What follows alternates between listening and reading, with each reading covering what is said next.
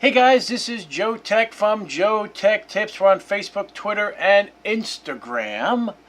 And today we're going to be looking at this Jeemak rear mirror dash cam. We're going to do a quick unboxing of this dash cam. Dash cam itself, front facing camera, rear VGA camera, and plenty of wire, by the way. Rubber grommets to hold the mirror to the existing mirror on in your car.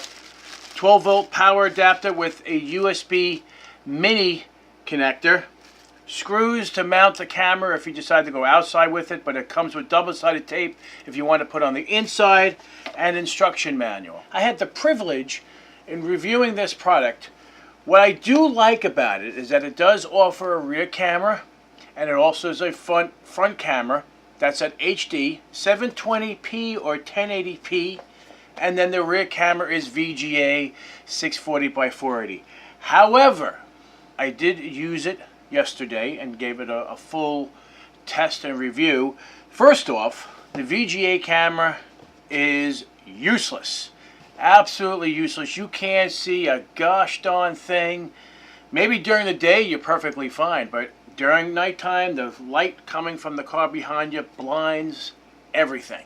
The only time you'll probably be able to see who hit you is when the lights are out after the crash. That's about it, okay? The front camera is very good. It does either 720p or 1080p. However, one of the huge drawbacks about this product is that the monitor stays on.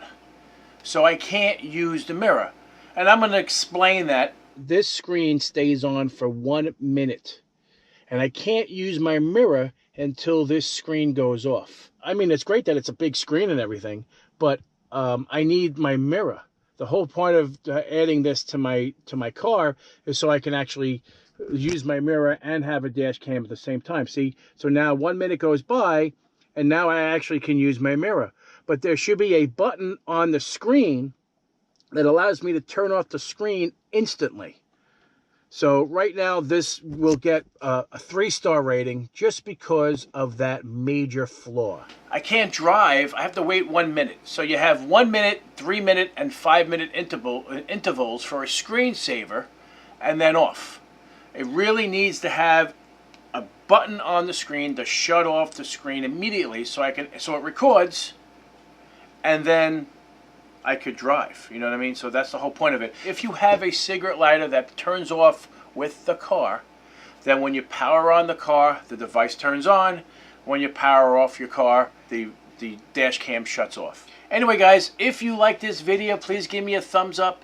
And as always, honest reviews from JoeteckTips.